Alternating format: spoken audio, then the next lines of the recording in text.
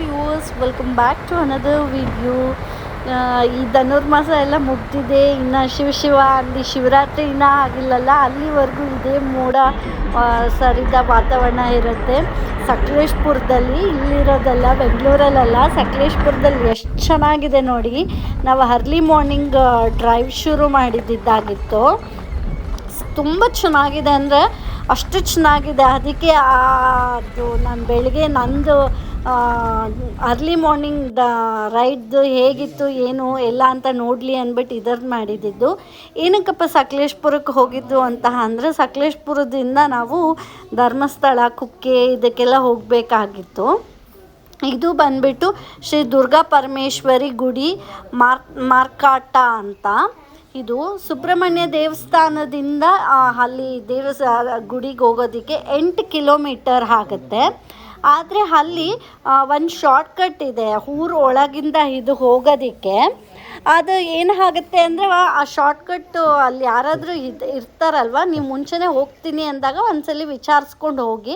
ಆವಾಗ ಏನಾಗುತ್ತೆ, 8 ಕಿಲೋಮೀಟ್ರ್ ಇರೋದ್ರದ್ದು ಹೋಗಿ ರೀಚ್ ಆಗೋದನ್ನ 3 ಕಿಲೋಮೀಟ್ರಲ್ಲಿ ಹೋಗಿ ರೀಚ್ ಆಗಿಬಿಡ್ತೀರಾ. ದೇವಸ್ಥಾನದ ಗುಡಿ ಸಿಗುತ್ತೆ. ಸ್ವಲ್ಪ ಅದು ಕಾಡು ಒಳಗೆ ಇದು ದೇವಸ್ಥಾನದ ಇದು ಮಾಡಿರೋದಲ್ವ, ತುಂಬ ಚೆನ್ನಾಗಿದೆ. ನಿಮಗೆ ಇನ್ನೊಂದು ಏನು ಅಂತ ಅಂದರೆ, ಅವರು ನನಗಿಂತ ಪೂಜಾರಿನೇ ನಿಮಗೆ ಎಲ್ಲ ಕ್ಲಿಯರಾಗಿ ಹೇಳ್ತಾರೆ. ಹಾಗಾಗಿ ನೀವು ಅವರು ಹೇಳೋದನ್ನೆಲ್ಲ ಕೇಳ್ಕೊಳ್ಳಿ. ನಿಮಗೂ ಇಂಟ್ರೆಸ್ಟ್ ಇತ್ತು ಹೋಗಬೇಕು ಅಂದರೆ ದಯವಿಟ್ಟು ಮಿಸ್ ಮಾಡಲಿಲ್ಲ, ಹೋಗಿ ಬನ್ನಿ. ದೇವ್ರ ಗುಡಿದಕ್ಕೆ ಹೋಗೋ ರೂಟಲ್ಲಿ ಎಲ್ಲ ನೋಡಿ, ನದಿಗಳು ಹೇಗೆ ಹರಿತಿರೋದಾಗಿದೆ, ಅಲ್ಲಿ ಸುತ್ತ ಗ್ರೀನರಿ ಇರೋದು, ಕಾಡು ಪ್ರದೇಶದ ಮಧ್ಯದಲ್ಲಿ ಈ ದೇವಸ್ಥಾನದ ಗುಡಿ ಇದೆ ಅನ್ನೋ ಭಾವನೆ ಆಗುತ್ತೆ. 3 ಕಿಲೋಮೀಟ್ರ್ ಒಳಗಿರೋವಾಗ ಹೋದರೆ, ಆ ಶಾರ್ಟ್ಕಟ್ಟಲ್ಲಿ ಹೋದರೆ ಖಂಡಿತ ನಿಜವಾಗೂ ಅದೇ ಫೀಲ್ ಆಗುತ್ತೆ.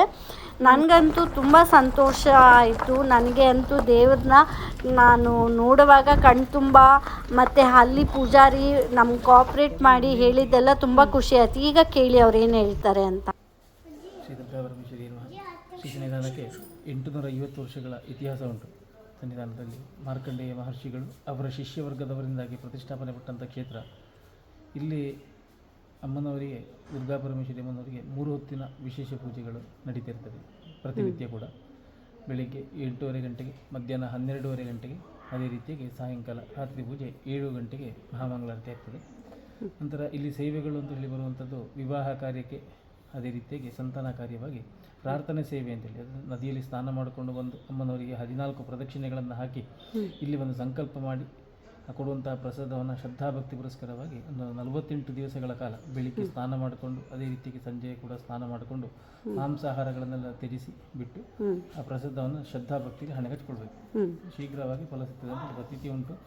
ತುಂಬ ನಡೆದಂತಹ ಉದಾಹರಣೆಗಳು ಕೂಡ ಇದೆ.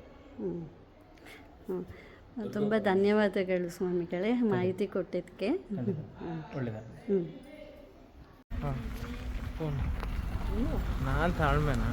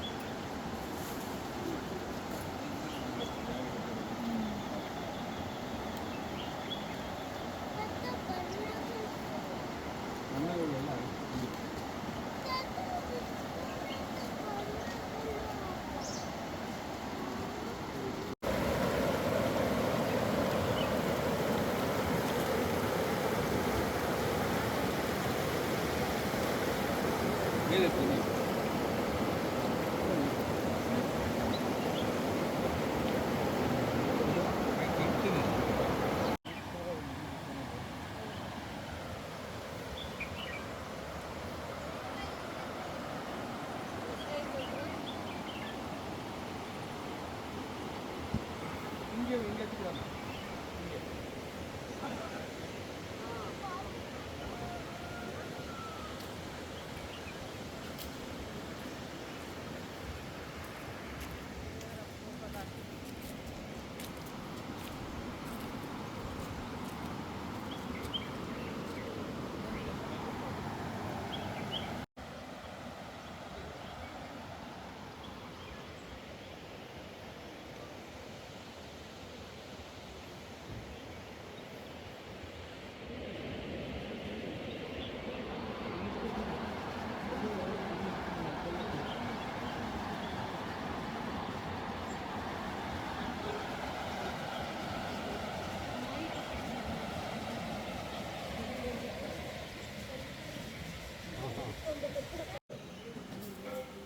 ನಮ್ಮ ನೀರು ಮಾತ್ರ ಹಾಳಾಗಿದೆ.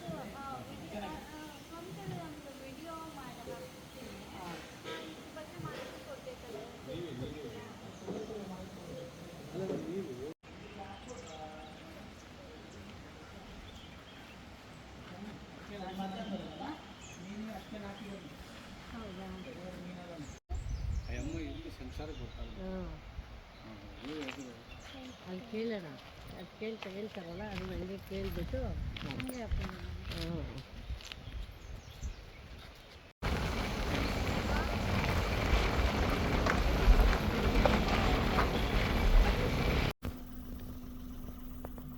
తిరగా దాన్నే వస్తుంది వస్తాను ಹತ್ರ